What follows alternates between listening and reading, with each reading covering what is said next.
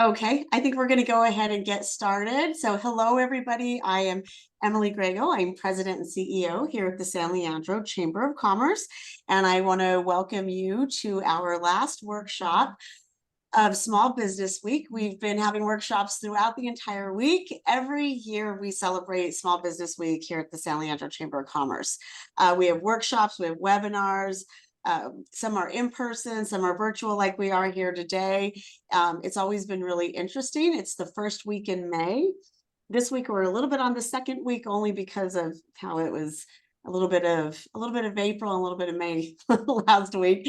So we just celebrated it this year, but we've been having some wonderful workshops, wonderful presenters, and I want to encourage you to just always look at our website in the first week of May and see what is going to be presented that year.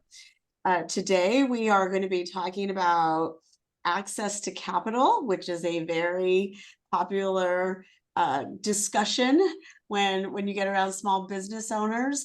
Earlier today, we were with NorCal Apex, and they were discussing doing business with government agencies, getting on the vendor list.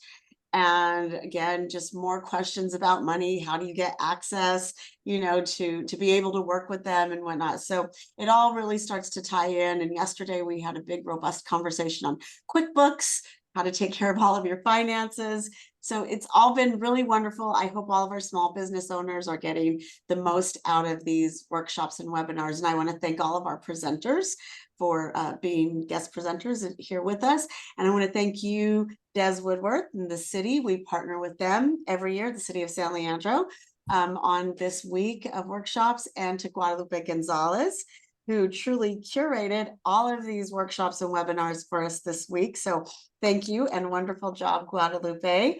Appreciate all the time you put into it. Thank you. So I'm going to have Guadalupe introduce our guest presenters. I just wanted to say hello and thank you all for being with us this week. And we'll see you again next year when we celebrate Small Business Week. So go ahead, Guadalupe. Thank you, Emily. I appreciate the introduction. So as Emily mentioned, I'm Guadalupe Gonzalez. I'm the Member Services Program Manager here at the Chamber of Commerce in San Leandro. And I'm going to go ahead and introduce our wonderful panelists who are here today. We really appreciate your time and expertise as we, discuss funding businesses from startup. And I know that a lot of people here are really enthusiastic about learning about what you have to say today. So today we have TMC Community Capital. TMC Community Capital is a nonprofit micro-lending organization. It was dedicated to offering prompt and accessible online financing. Their mission is to promote financial security and inspire entrepreneurship with women-owned, low-income, and under-resourced small businesses across California. Today, presenting with TMC Community Capital is Christian Magallon, who serves as a Community Development Officer for TMC Community Capital. Thank you for being here, Christian. Next, I have Working Solutions, who is a nonprofit that helps startups and early stage businesses by providing diverse entrepreneurs with affordable capital, customized business consulting, and community connections to increase economic opportunity in Northern California. Today, joining us from Working Solutions, we have Titi Ikile. I hope I said that correctly. Great. Who serves as a Chief Program Officer and has been with Working Solutions since 2016. Thank you so much, Titi, for being here and joining us today. Next up, we have the Economic Development Department of the City of San Leandro. The Department of Economic Development is committed to fostering sustainable growth and prosperity within the community through strategic initiatives, partnerships, and support services. They aim to attract businesses, create job opportunities, and enhance the overall economic vitality of our city here in San Leandro. Today, presenting as some of you know is Des Woodworth, who works as our economic development specialist for here, the city of San Leandro. Des, again, thank you for all you do and for being such a great partner with us for Small Business Week and beyond. Lastly, but not least, we have Fremont Bank, who's a full service bank for businesses. They help and empower Bay Area businesses with a range of products and services designed to help those businesses grow. And today presenting with us from Fremont Bank is Eric Ng, who works as a commercial loan specialist. Eric, thank you so much for being with us today and showing up for this virtual panel. So I would move this to Des, who will be sort of moving us along this early evening. Guadalupe, thank you so much. Thank you also to the panelists and to the attendees. I'm, as Guadalupe mentioned, I am Des Woodworth. I'm with the Economic Development Team at the City of San Leandro. We're very pleased to collaborate with the San Leandro Chamber on Small Business Week. We do this pretty much every year. I'm actually standing in for Dwayne Cornelius, who's a board member of the San Leandro Chamber and the San Leandro Black Chamber president, who had an emergency come up and couldn't moderate the panel. So I'm going to do my best to fill his shoes. I want to applaud all of the attendees who are here. My observation is that the business people who continue to invest in themselves are the ones who are most successful. So good on you. And I hope you are able to leverage the information that we're talking about today, which, as you had heard earlier, is about access to capital. And we're going to be hearing from 3 leading regional leaders who will be able to give you some additional details about the programs that they offer, as well as what you would need to get ready in order to make applications with them. So a big thank you to the panelists, Titi, Christian, and Eric. So with that, just to, we'll just get right into things. I'll just start asking questions. Let's start with Christian. Would you tell us a little bit about your organization and what kinds of loans you make? Yeah, so we're a small business lender, CDFI nonprofit. CDFI means Community Development Financial Institution, and so we focus on, like what Luca said, on minority-owned, women-owned businesses, and we're also focusing on making our application process easy and simple, to remove barriers from accessing small business loans. We do loans from $5,000 to $50,000 for businesses that are at least 1 year operating and generating revenue. Excellent, wonderful. I guess the same question would go to you, Titi. Can you describe what it is that Working Solutions does and what businesses who are attending would want to know about your organization? Thank you. Apologies, my voice, I'm dealing with some bad allergies, so if you can't hear me, I hope I can be as clear as possible. Working Solutions is just like Christian, we also CDFI, and we focus on early stage and startup small businesses. We provide capital between $5,000 to $100,000. And one of the 2 things that's a bit unique about our CDFI is that we provide capital for businesses that are yet to launch. So if they're still kind of in the ideation and planning stage and they have their business plan, but they're not yet up in operations, we can provide capital to help them launch. And then the second thing is that we also provide in-house consulting support for all our borrowers. And we cover the entire state now. Yeah, we cover the entire state. Yeah. That's great. And Eric, you heard the question, but what is Fremont Bank and what should people know about you guys? Okay, so not sure if everybody knows, Fremont Bank exists for 60 years. We are celebrating 60 years anniversary this year. And we are a privately owned community bank, originated from Fremont, of course. So by being a privately owned bank, majority it's the Hyman family and also employee owned. we don't have to answer to external shareholders like Wall Street, and so we are not really profit centric. So our goal is to develop the community. So the entire San Francisco Bay Area, we have about 22 branches. So we're focusing on lending only in this area. And of course, we are taking deposit from this area. So we are trying to have an ecosystem within the San Francisco Bay Area. And we do a pretty comprehensive business banking for our clients. So conventionally, we have a business community lending programs. It's from, I think it's $10,000 to all the way to $500,000 conventional.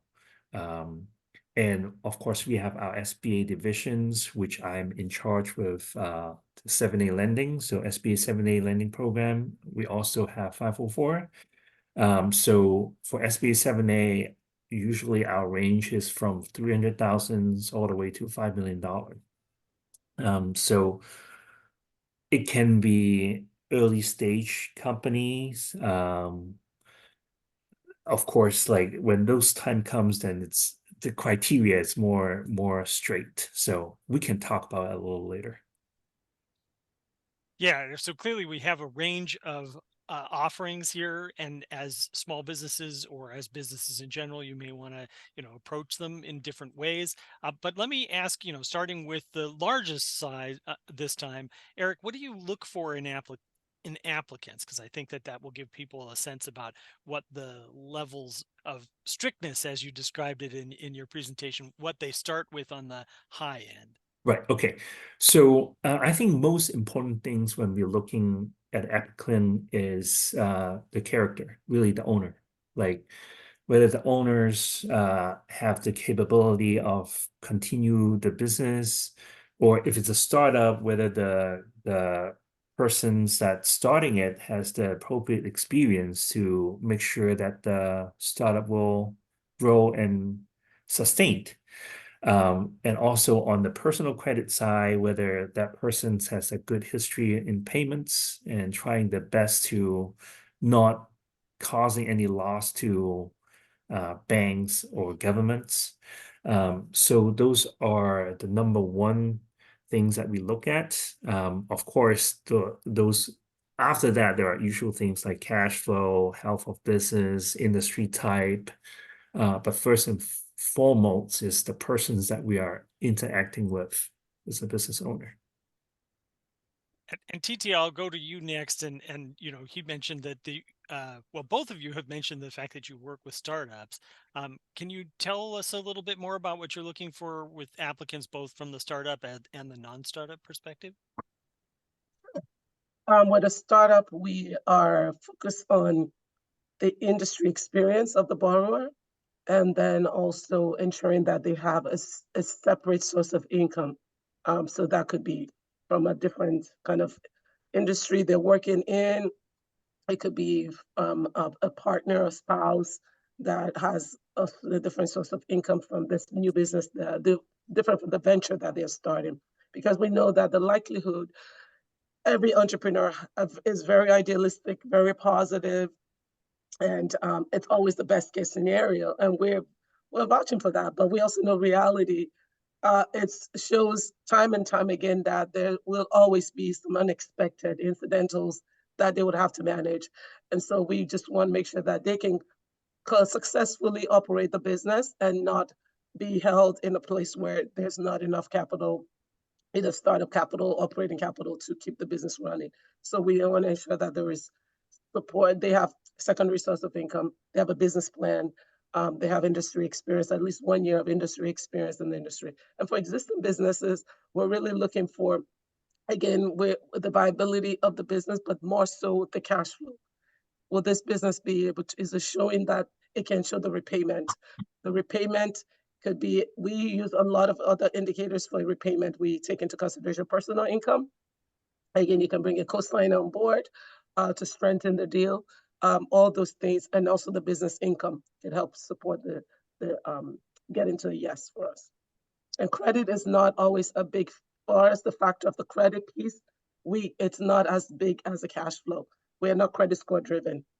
We just want another credit history. Christian, how about you? Does the credit score top your list of what you're looking for in applicants, or are you looking for other things as well? Yeah, so when we're looking at applicants, we're looking for them to have at least 1 year in business. So we don't do any pre-revenue businesses. We want them to have at least a year operating, generating revenue. And when we're looking at their applications, we are going to look at a combination of cash flow and credit. We don't have a minimum FICO score criteria, so we're not really looking at the number. We're looking more at the history, and the near term history, right? The last 2 years, looking for behaviors, trying to see, does this potential borrower have multiple lates or charge-offs in different trade lines, right? Credit cards, loans, auto loans, mortgage, things like that. If they do, then it would make it challenging for us to approve. A late here and there, it's not gonna affect you. We would just like to kind of know the story behind why you were late, right? And then again, when we talk about cash flow, we do want to see that there's more money coming in than money coming out. Like I said, we are looking at the last 3 months of your bank statements, and so we want to see that there's the capacity for the business to pay our monthly payment. Yeah, I mean, when we talk about documentation, our $5,000 to $15,000 loans, all we require is 3 months of bank statements, a photo ID, and a proof of business. Anything over 15,000 up to 50, it'd be the same documentation plus 1 year of tax returns, business and personal. And I did also want to mention that we do serve businesses with ITIN. So if the client doesn't have a social security number, we can help them with an ITIN. That's good news. Nice to have a variety of avenues for people to pursue. I'll go back to you, Christian, and you were talking about some of the things that you were looking for, which I think in some ways leads to this next question, which is, what are the top things? Let me ask you for a single top thing. If you were going to narrow it down to one thing, what would it be that the business ought to do in order to get ready to submit an application? I would say the top thing is to ensure that your financials show cash flow. I think ultimately any lender or most lenders can work with you. It may not be with the amount that you're looking for, but if there's cash flow there, your credit is not that great, you may still have a shot, at least with our organization. I've seen where the business has a lot of cash flow, strong revenues, but the credit, something happened and the credit is just not good, and no lender's really taking a look at them based on their credit report. And so I would say focus on having that discipline when you're looking at your revenues versus your expenses. Okay, that's great. And Titi, at Working Solutions, what would you be recommending people do, as the top thing that they ought to be doing to prepare to do an application? Yeah, if they are not what I consider their business financial doesn't look clean, where it's like there's a lot of like downturns and different kind of like negatives, they want to focus on explaining, kind of take the mystery out of the application, make it easy, because the more the underwriter has to go dig for it, the more assumption they might try to make of what happened. And so try to provide, like, highlight what is wrong and highlight what's positive. Just bring it to the table and let them see it. This is what's potentially negative. Just give you a heads up. And then if there are dips, be clear to explain the seasonalities in the business. Be clear to also explain some potentials that you see coming forward, and try to bring some strong evidence of what those potentials look like. Maybe you have a contract, provide some letters from those third parties that could be verified. Maybe you are pursuing, you have you're doing a daycare and you'll have a waiting list, provide names and phone numbers of those waiting lists.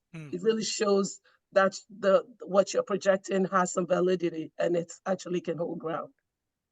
Okay, great. So basically documenting the application in a way that makes sense to the underwriter and anticipating the Clarity. kinds of questions. Yeah, that's great. Right. Eric, any thoughts on your part about what businesses should do to prepare to do an application with a Sure. full-size bank? Yeah, my suggestion is on your daily activity, especially bookkeeping, don't procrastinate. So a lot of people don't do anything. They just save up receipts and save up bank statements, and like not until the next year, September time frame, they push everything to their CPA and have the CPA do everything. For banks, we always ask for tax returns. If you don't have tax returns for last year, we ask for P&L and balance sheets, sometimes AR aging, AP aging, depending on your business type. And on the current year, we also need to have current financials. Let's say right now it's May 9th. Usually when people are saying, okay, I need to submit for an SBA financing request, I'll say, give me the January through end of April P&L and balance sheets. And so if you didn't even have closed last year's book, it'll be extremely difficult for you to generate anything this year. So my suggestion is, if you foresee that you're going to have financing requests down the road, just make sure you close your books, if not every month, close it every quarter. So whenever you're ready, then you can just have everything packed up, then you don't have to scramble, and especially if there's good opportunity comes and you need financing, right? So sometimes it's unexpected, like a long-time rival, they are having a fire sale. And so you need financing really quick. And usually SBA financing, it's not quick. So if it has to add time for you to prepare your financials, the opportunity may be long gone. That's a good idea. Keep on top of your financial stuff. And I Working Solutions, and I'm going to go off script a little bit here, but one of the things that you guys also offer is advice to businesses as they're working through stuff. And it feels to me like having a clear understanding about what your financial situation is would be useful in terms of your business operations as well, not just in terms of pursuing loans. Am I right about that? So how we do our consulting, we do the in-depth of the financial consulting for existing borrowers. And so we tend to have a lot of repeat customers that come back. So once they get a loan the first time, they're connected to a coach and we're working with them. We're setting action plans. We're kind of keeping them accountable on their financials and reviewing with them. And then some other target goals they have. And so when it's time to come back again, usually it's much easier. And for the first time borrowers, usually we assess what the needs are at the front end. We typically focus more on the application support. But if they need business plan and other things, then we'll connect them to SBDC or other partners to work with them. Okay. How about Christian? Do you have another top one that you'd want to offer as well? Yeah, I think another one that's very important to a lot of lenders, most lenders, is when you're coming in for an application, we expect you to know exactly how much money and exactly what you're going to use it for, right? We want to know that you have a plan for that money. We want to know that you already did your homework and that you understand exactly how much the project or the equipment is going to cost you, right? A lot of times we come across businesses that ask us, well, just give me the max that you can do. And so that's not really what we want to hear. We want to know that you know exactly what you want and what you're going to use it for. Yeah, that's a really good observation. How about you, Eric? Any final comments on what people ought to do to get prepared? Yeah, so the number one questions that I hear is how much I qualify for. Yeah, So right. Same thing. very typical.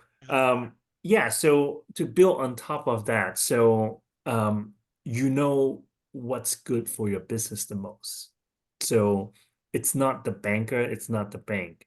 Giving you the most sometimes is not the healthiest things for your business. So the bank or whatever lenders, we wanted to see your requests, whether it's really appropriate for your plan. And if the story adds up and if you have the capacity to take on that new debt, then we're welcome to do that. So a lot of times we want to see a written plan, a business plan, so that to lay out concretely what you are asking for. Especially I'm helping you to take the applications, but sometimes I cannot articulate what's in your mind and convey it to underwriters. So it's very important because you may be good explaining it to me, but I may be very poor explaining it to my underwriters. So we need to have a really clear way for you to express it in a business plan so that when the underwriter picks it up and read it, then they fully understand what's your need and why you're needing that. So, yep, that's my suggestions. Yeah, those are good. TT, any final comments on the, what to do to get prepared? I think we covered most of it. I would just say try not to commingle, especially for the newer businesses. Separate your personal and your business, and keep it separate. And like Eric said, get a good CPA and a bookkeeper, because sometimes people have some CPAs or bookkeepers that are just not doing the right books. And so that could be quite dangerous. Yeah. Yeah, sometimes look to build on that. Sometimes you have two books, right? So that's really, really hard because like you're trying to cover something and then like introduce more excuses, and then the more you're trying to cover underwriters, they sense it, they know it, and the more negative feeling that it will be generating. So yeah. So like TT was saying earlier, be clear, be honest, make it Mhm. make it understandable so that it's a slam dunk instead of being sneaky and making people, well, I don't know. Yeah, deal with negative issues instead of hiding it. Yeah. Yeah, be clear about it and talk about how you're doing risk mitigation around it. Like say, this is what has happened, this is what's happening, this is what I'm going to do to fix it. This is one thing that I would state, only get one chance to make a first impression. And once that impression is messed up, you can't go back and redo it. I would say you would just move on to another lender, because you can't, the more you try to re-explain it, they've already lost confidence in your trust. And trust is key to doing a deal. Yep.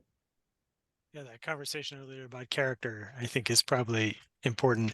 TT, I'll ask you the next one. What sort of collateral do you guys expect? Do you have personal guarantees? You were talking about not mingling financing, but there's mingling and there's not mingling. I thought I would ask you that kind of question. Yeah.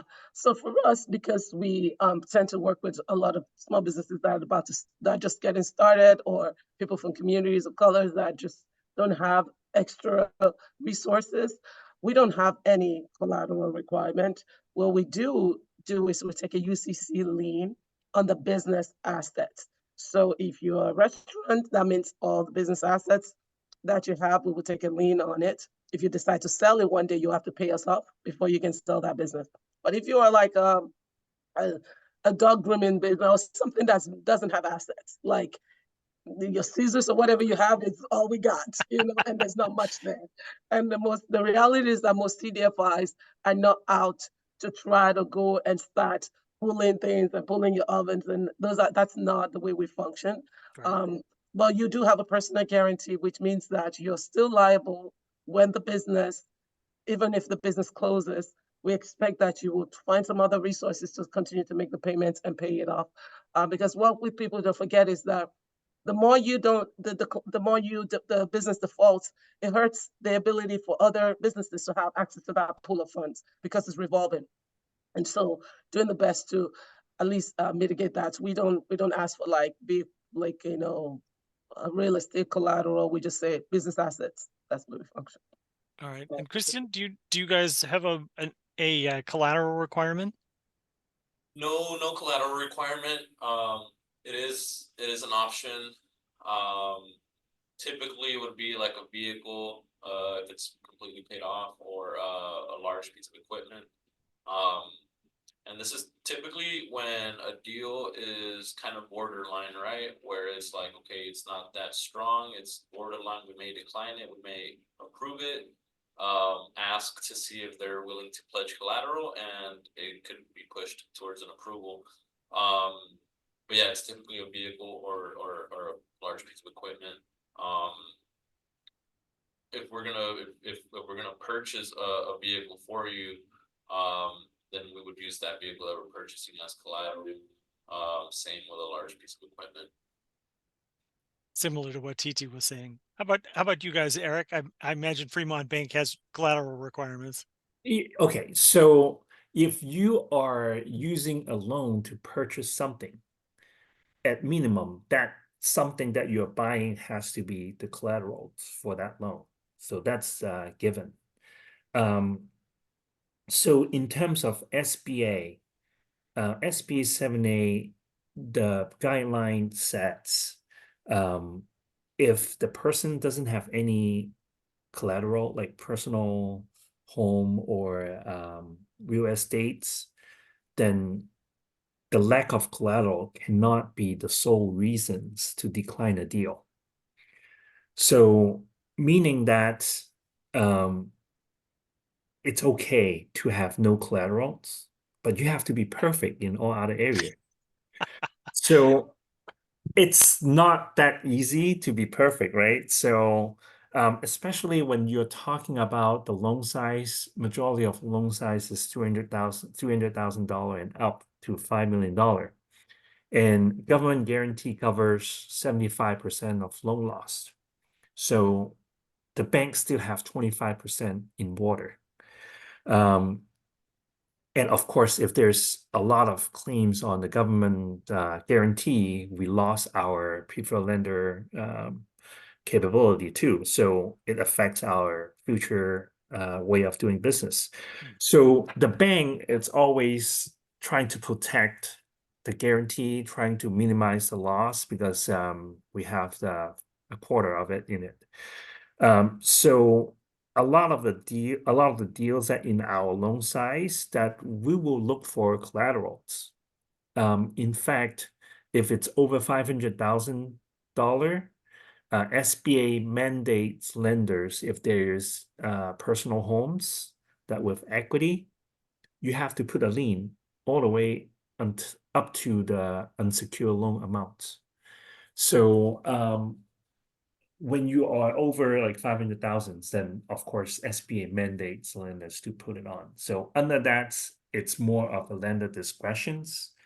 But most of the time, because our loan it's over 300,000, we will still ask for collateral. We'll still ask for liens on their home if it's available. If there's nothing we can lien, we will still consider it, but it will have to be a pretty strong, like in all other areas. That gets back to that, do your homework. That's great. I think this has been really useful information. And before we get to the questions from the audience, do you guys have any final elements that you want to bring up? Maybe Christian, I'll start with you and see if there's anything that you wanted to raise as an additional topic. Yeah, I think just important for all borrowers to understand that there's options. Always compare your options. If it's not a bank, your bank, there's alternative lenders like Community Capital, Working Solutions. And then we also have other resources, right? I have a network of other resources. I'm sure Eric and TT do as well. We have a sister company as well, TMC Financing. They do larger loans. I think their average loan size is about $200,000, and that's typically focused on commercial real estate, right? So if you want to buy your building, things like that. And so we're always happy to connect you. If we may not have the solution for you, we probably know someone that does, so we're always open to connecting anyone to our network. Great. TT, any final comments about Working Solutions? To Christian's points, it's important that people just kind of just check in and just even before you're ready, have conversations with different lenders to size up what your potential opportunities are. And also for Working Solutions, we also do debt refinance for existing business loans, especially if it's like a higher debt and you can show proof that you've been paying it faithfully. At times, borrowers have gotten into online lenders deals that are just not favorable and quite expensive. And so we do refinance often on those.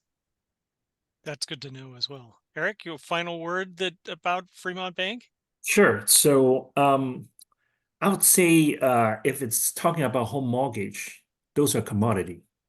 If you're talking about credit cards, those are commodity lending, pretty much. But in terms of like an business lending, it's not commodity. You have to understand that whoever you're working with, their experience, their creativity, their eagerness to help play a very important role in terms of your success rate in getting a loan. So you have to make sure that you're working with someone have the mindset and capability to help you out through the process. It's a very cumbersome process. So you need to be like really selective in who you're working with and whether that financial organizations, it's really having the appetite to entertain the type of deal that you're bringing to them. Yeah, I got a chance to attend the SBDC Access to Capital Conference, which Eric was a speaker at, actually. So was Christian, and Working Solutions was there as well. And one of the things that was clear that was useful to have a relationship with your banker in particular, because it really gives, that ongoing relationship helps reassure them about the fact that the business is forward looking and is anticipating things. So that's, I think, one of the things I picked up from that conference, which I enjoyed. Well, so at this point we have some more time that we could dedicate to answering questions from those people who are attending. I would remind you that this is being recorded, so be careful about being too explicit about your situation if it's delicate. But want to invite you guys at this point to, if you want to raise your hand, I think we can see that, and we can take your question. I actually have a question. What are some obstacles that my individuals encounter when accessing your services? Are there membership fees or like course requirements or any application like procedures that for accessing like specialized assistance from your business organizations? That's a good question. I think for us, can't really think of one. I think we try to not have obstacles, right, for our clients. I think some things that happen are maybe issues with technology, right? And so we do offer the option to just jump on a phone call, fill out the application for the client if they're having troubles with it. So that's something that we can do. Maybe language barriers. Most of our staff is bilingual, so we speak Spanish as well. But yeah, I think that's kind of the things we're trying to solve for is barriers. So it's free. So if somebody today were to wanted to connect with you, Christian, it would be a free service for you to guide them through the before applying. Yeah, so we don't have an application fee. And I'm sure either you, Guadalupe, or Des will share my contact information, and that'll have my email, my phone number. You guys can always call, email, and I can either guide you to the right lender or help you get started with us. Great, thank you. I would say that people should just, one of the things that folks get stalled at is the documents requested. Usually, same we ask for bank statement, tax return, and then profit and loss. And so sometimes if those things are not ready, then they're just waiting trying to get those finalized. So try to work with your financial, you know, bookkeeper, CPA to get those things ready. Great. And then again, the same question, is working solution services free? Free? Oh, yeah, well, when you consider free, there is an interest rate that's attached to our loan. We have a $50 application fee, and we do check credit at the time where the application is submitted. But to have a conversation with somebody and to talk you through it, that is free. You Right. don't have any fees on that. Great, thank you. Yeah, and it's always free talking to me. So Right. You don't have to be a member of Fremont Bank or have No. an account with Fremont Bank, correct? No. Okay, great. Thank you so much. We So- always want you to be our client, Of course. though. It looks like we have a question in the comments. I'll go ahead and read it. What if you are a product manufacturer and you have a purchase order contract for, say, 200K from a public entity client, and you need a loan of 100K, and your financials and P&Ls are current?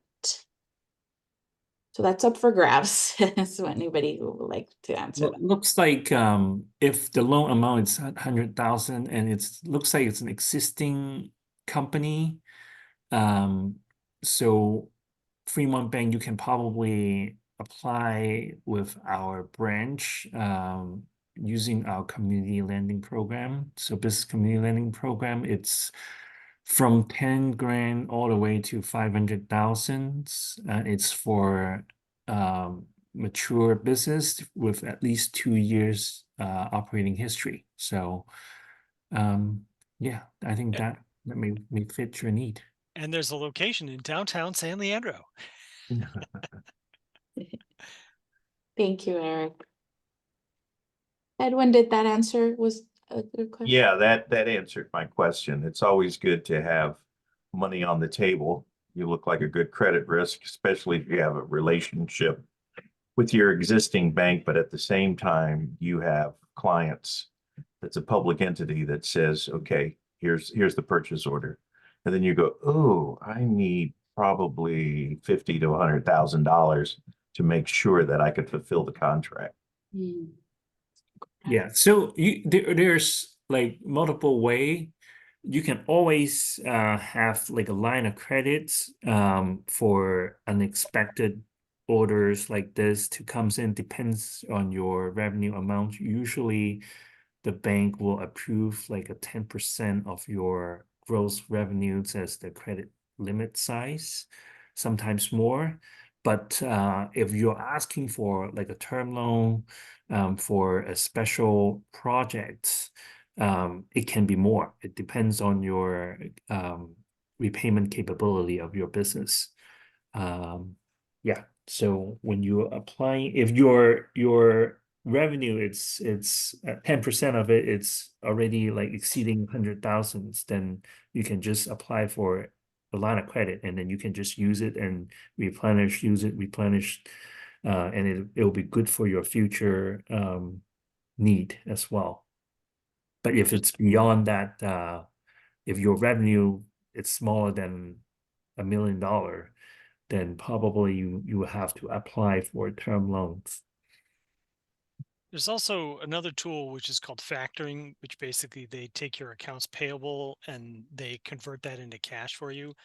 You know, everything comes with a cost, of course, and they're happy to take a bite out of what it is that you'll be receiving, or what they will now be receiving from your accounts payable. But that's another avenue if you're looking at a variety of approaches. Sometimes it's a little harder if you don't already have a pretty sizable account receivable for factoring line.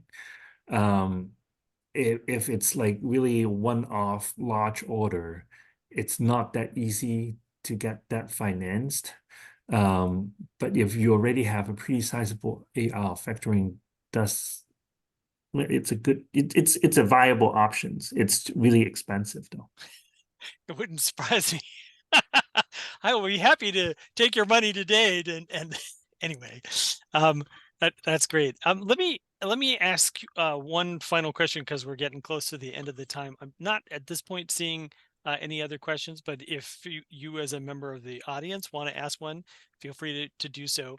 What I would ask is, how can a business recognize a legitimate lender? I know you guys are, but what kinds of things would someone want to look for when someone comes to them and says, "Hey, you give me your accounts payable, and I will give you money in return"? How do you tell the difference between somebody who's reasonable and someone who's not? I think one thing I like to mention regarding that, I think the easier and the faster they promise you the money, the more chances of them being like not legit, right? So that's one thing.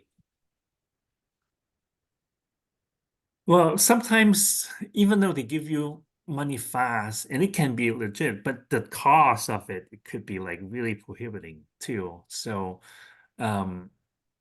for SBA lending, like that's my specialty, right? So you can always check with SBA websites to see if they are preferred lenders or certified lenders.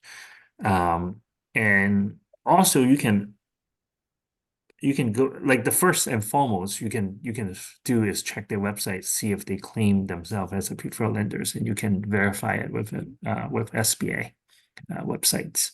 Of course, if it's a recognizable name, it's a lot more confidence that it's a legitimate. If it's a FDIC insured bank, chances for them to make that false claim is low. So yeah, you exercise some common sense. Like what Christian said, the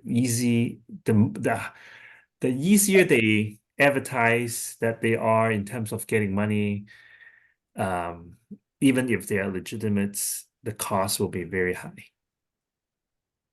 Yeah, and I completely agree. I would also say that that you should take the terms and check with your banker, the local banker as well, and just get like a second opinion on what the terms are, because sometimes it's challenging for a regular person to just kind of spot check like what could be the trap. Some of the traps could be, like I said, it's quite expensive, and the salesperson are the ones that are trying to push this to you, and usually there is no other like they don't have like a footprint physically where you can go and check and ask questions.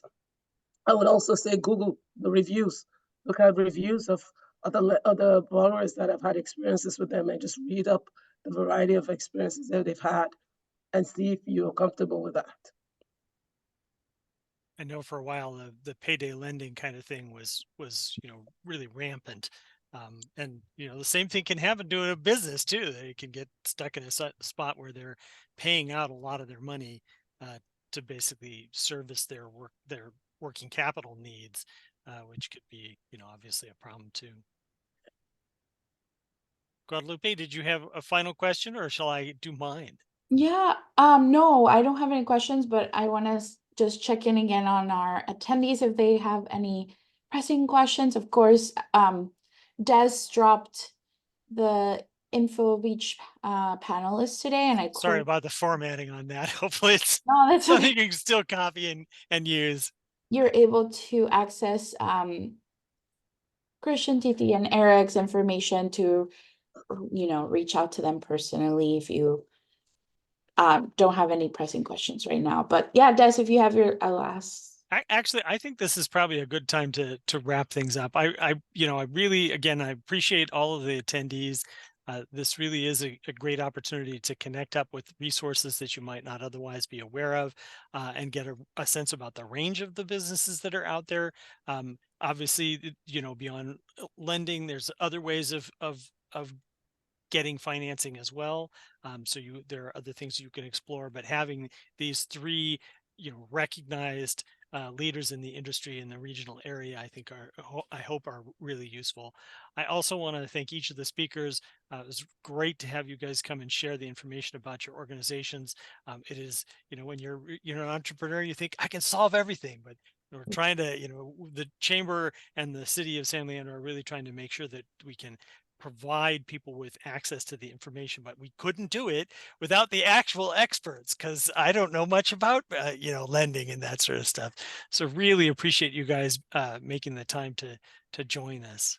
I echo that as well. Thank you so much, Eric, Christian, Titi, for all you were able to give us today, wealth of knowledge. And then we definitely will connect anyone who wants to connect with Working Solutions, CMC Community Capital, and Fremont Bank. So I appreciate your time. To all our attendees, thank you. We would not have this if we didn't have any attendees or interest in this. So we appreciate it. Just a little plug in for our next events. We have Cherry Festival. That's a fun event that the city puts up, starting summer. We are the beer and wine providers at the Cherry Festival. The chamber is, so just check us out June 1st. It's gonna be great fun. If you also want to volunteer for the chamber, that's a good way to network and get to know other business owners and partners of the chamber. And then we also have July Saliandro Restaurant Week, where all our well, not all, but most of our restaurants participate in a week long full of specials, and it's just a one way to kind of get our restaurants to be part of the community and vice versa, and invite other people from outside of San Leandro to get to know our delicious food and offerings. Those are my quick plugins. Again, you could visit us at sanleandrochamber.com, and then this will be available earlier next week, this recording, for those who were in attendance as well. So thank you again for Eric, Christian, Titi, thank you again, and all our attendees for being here today. Thank you, guys. Thank you. All right, take care, Bye. everyone. Thanks for attending. Bye, thank you. Bye. Thank you. Bye-bye.